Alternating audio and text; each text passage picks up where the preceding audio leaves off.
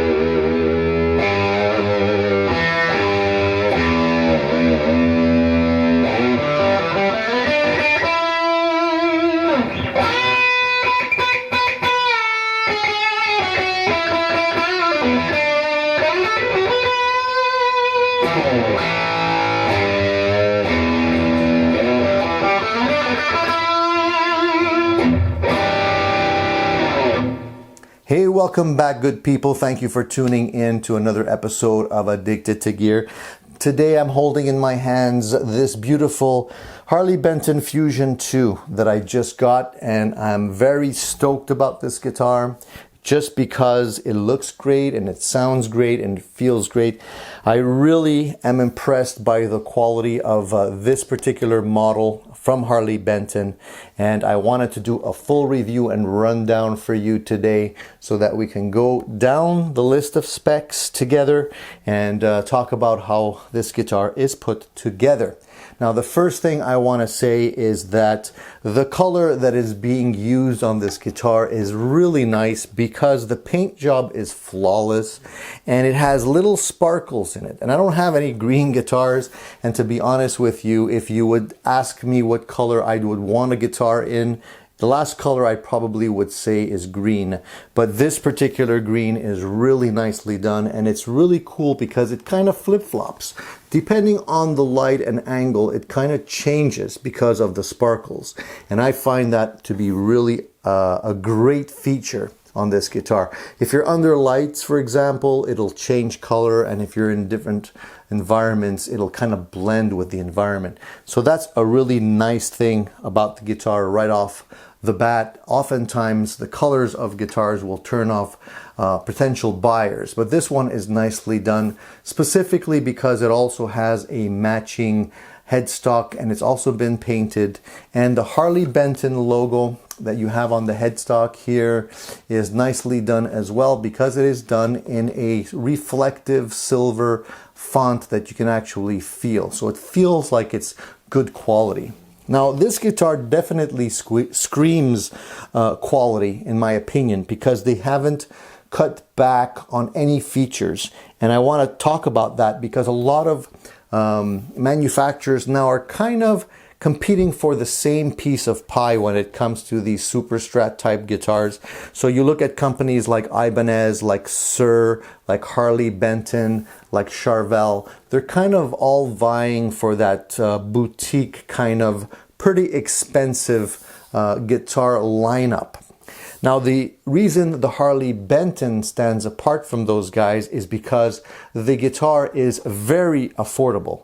And I was blown away by the type of quality that you're getting with this guitar for this particular price point. Now, I don't consider myself cheap, but I do consider myself frugal. And that means that I don't want to feel ripped off when I buy a new guitar. And so, you know, other guitar manufacturers are fantastic. They are putting out some great products, but you are paying premium dollar for it. The Harley Benton is an affordable alternative, and it's not skimping on features. So let's talk about the features on this guitar right away. The one thing that I usually look at first when I'm evaluating a new guitar is the fretboard, because honestly, this is where all the money is, right? The fretboard is where you're spending most of your time with the guitar, where you're actually touching it and playing it, and if it doesn't feel right, you're not gonna bond with the guitar. I say that over and over again in my videos, and you might be getting tired of hearing that, but it's the truth. So the fretboard on this guitar is very nice in terms of the color and depth of the wood. You're getting some beautiful colors, and they vary from dark to light. You can see here that the color variation on the fretboard is actually not consistent, but it actually makes the fretboard look very nice in my opinion. And I was surprised to learn that they're using ebony, and this is actually what ebony looks like before it's normally tinted black by manufacturers, and it looks a lot like rosewood in my opinion. So thumbs up for the quality of the wood board on this guitar. Second to that, I always look at the frets and how well the frets have been installed, crowned, and rounded over, especially on the edges. So if you feel any kind of sharp edges, that's not good. And that's usually due to improperly set up frets, or the wood that hasn't been dried properly and you get fret sprout. So in this guitar, the frets have been rounded over beautifully. I don't feel any kind of roughness at all. And as a matter of fact, because the frets on this guitar are stainless steel, I think that manufacturers that are working with stainless steel frets have to pay a bit more attention to the work that they're doing when they're installing the frets, because stainless steel is harder and it's more difficult to work with. So you do have to put more effort into it, and I think it shows in the quality of the workmanship on the fretboard, in my opinion. The dots, the markers are quite nice because they look like as if they're ivory in color. They're not white. You can see them there. And I think that's a nice touch because it blends in well with the color of the neck, specifically the back of the neck, which I'm going to show you in a minute. But before we move off the topic of the neck, there's two more things I want to talk about that are quite important in any guitar, and that is the nut and the truss rod. So in this case, the truss rod on this guitar is not up here, it's actually down here, and it's one of those roller type wheel adjustments at the very bottom of the fretboard, which I find is easy to work with. And I like those a lot. But more importantly is the nut, because they're using a specific type of nut. It's not a bone nut, a Tusk XL nut. And what that is basically a specific type of man-made material that allows the strings to glide effortlessly over the nut. And that means better tunability, specifically when you're using the whammy bar. And when you're diving and stretching the strings, they will tend to come back to pitch easier with a nut that is very naturally lubricated. So that's not where the cool features end on this guitar. There's a lot to talk about right here on the headstock end. And primarily the tuners on this guitar that they've decided to go with are staggered tuners that are locking, which means that the height of the posts on the tuners are not all the same height. They're actually higher on the fatter strings and lower on the thinner strings, which basically lets the strings glide naturally in their proper position over the nut. And so you have a nice tension throughout the strings due to the fact that the pitch is angled like that on the tuners. I like the fact that they're using locking tuners because I tend to enjoy locking tuners. It just makes changing strings all that much more efficient and quicker.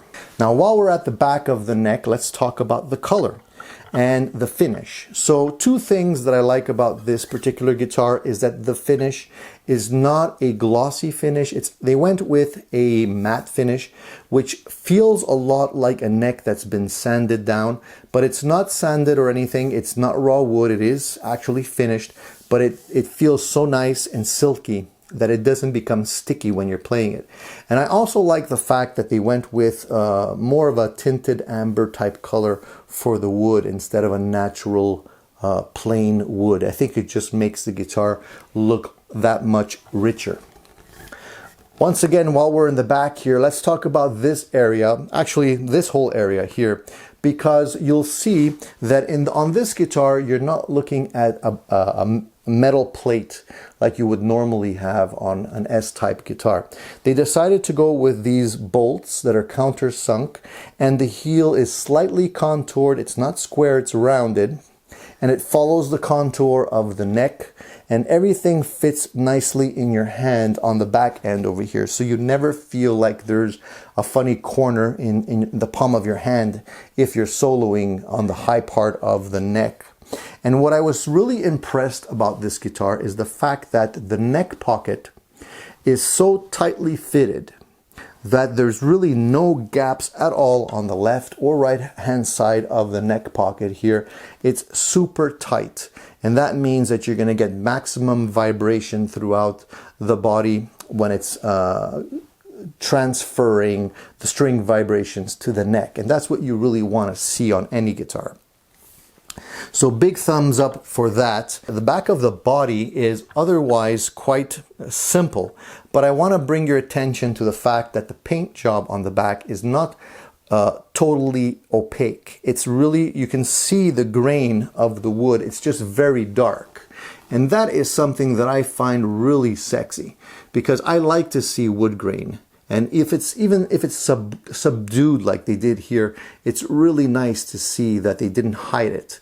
So I guess, you know, obviously you're going to be more likely to use good quality pieces of wood and not pieces of wood that have like knots in them or are seconds. And, you know, that's something that you can't hide if you can see the wood grain. So I definitely like the fact that you can see the wood grain there. One thing that I want to comment, and I think that they could do better, is this cover plate here, because it's not countersunk. It's actually sitting on top of the back of the guitar, unlike this here where they're using a countersunk plate for where the electronics are. I just find it a little bit odd, and I think it would be sexier if they could countersink that. But I guess they chose to save some money there, and it's understandable at the price point that you're paying for this guitar. Now, another great feature is right over here, and that is the binding, because they opted to go for natural wood binding instead of plastic, and I think that is the right choice because it is a high-end feature. So what they do is they mask the guitar, and then they paint it over, and then they peel away the tape to reveal the wood. So the binding is actually wood and not a plastic inlay. And I think that is a high quality, super high quality feature that I love to see on most of these guitars. So let's talk about the front of the guitar now and talk about the pickups, because there has been some controversy with these pickups. These are Roswell pickups, and the first batch of Harley Benton guitars, there was a lot of people that didn't like the Roswell pickups all that much, and there was, people complaining that the sound wasn't as good as it could be.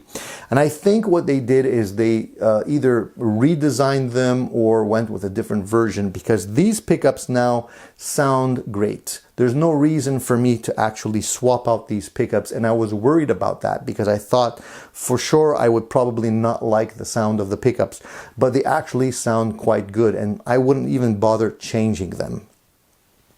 The covers on the pickups are chrome with black plastic pickup rings.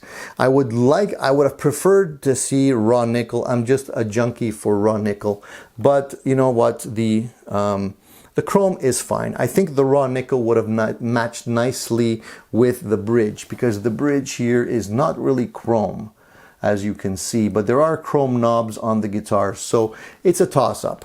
Okay, let's talk about the bridge for a second. This bridge is a Wilkinson type bridge, and Wilkinson make good quality bridges. I have no problems using Wilkinson bridges on my guitar builds, and I am happy to see that they decided to go with this type of a bridge.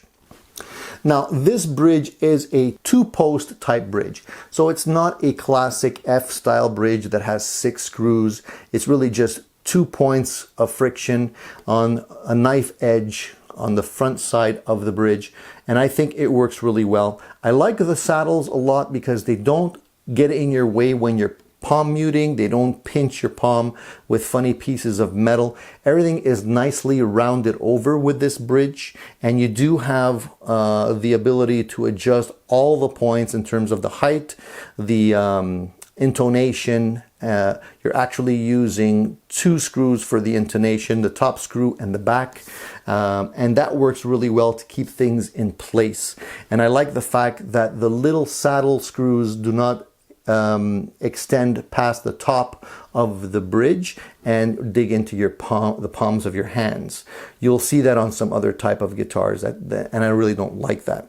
The arm on the tremolo bar, the tremolo bar is nice because it screws in, so you have to turn it around to screw it in and lock it in place, and then you have an Allen key at the base of it that really locks it in place, and either you can make it move or you can make it stay firm, depending on what you like. But once it bottoms out, then it doesn't move around anymore. So you have a choice of keeping it fixed or basically being able to spin it around. And I like the fact that it doesn't jiggle and make noise when you're playing, because that bothers me a lot. The rest of the guitar is quite simple. You have a 3-way switch, and you also have a little mini toggle here. The mini toggle will allow you to split the pickups if you like that. Now, normally I don't like to split humbuckers because they don't sound that good once they're split, in my opinion. But on these, I think they somehow made the split sound very subtle, because I really don't hear a big difference. It's very subtle, and it does add a little bit more brightness to the pickups once they're split, but it doesn't lose power or make the pickups sound dull or weak. So I don't know how they did that, but it works really well. The other 2 knobs is a basic volume knob and a tone knob. I think, though, I would have preferred, instead of using a switch to split the pickups, it would have been nice to have a push-pull pot just to be able to keep things simple and not have to fumble around with an additional switch. But hey, that's just my opinion. I guess some other people probably prefer to have a switch there. And it's pretty discreet and small, so it doesn't interfere with too much of your playing.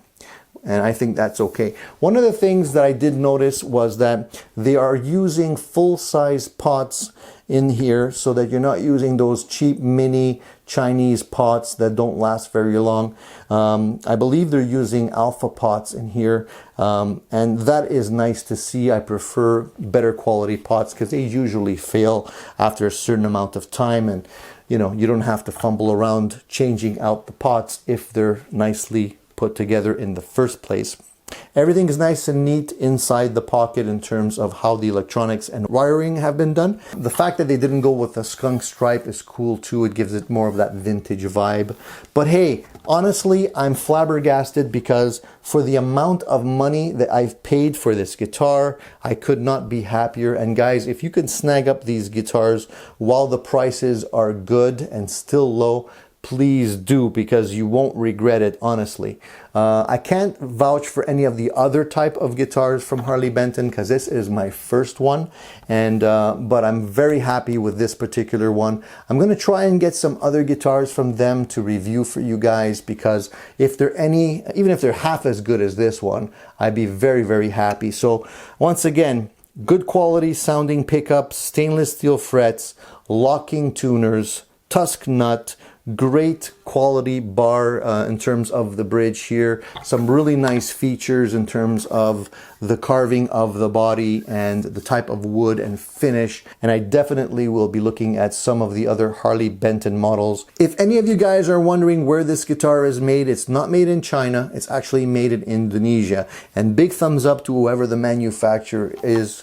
Whoever's creating these guitars in Indonesia for Harley Benton is doing a bang up job, and I definitely would love to get my hands on more of these guitars. So if you're looking for a boutique style guitar with boutique style features at an affordable price, honestly, I don't think you can beat the Harley Benton Fusion II guitars. Definitely check them out on their website. I'll put the link down below, and stay tuned for more videos. I'll try and get my hands on some more of these Harley Bentons for you all, so I can actually compare different models with different features and just let you know if the quality is great throughout the line or if they just got lucky with this particular model. So if you have any questions, please feel free to ask. I'm always willing to answer any of the questions on my reviews. And if you haven't already subscribed to my channel, please subscribe, hit the little bell icon so you'll know whenever we post some new videos. Stay tuned and keep rocking, because there will be more great videos coming your way right here on Addicted to Gear. See you soon.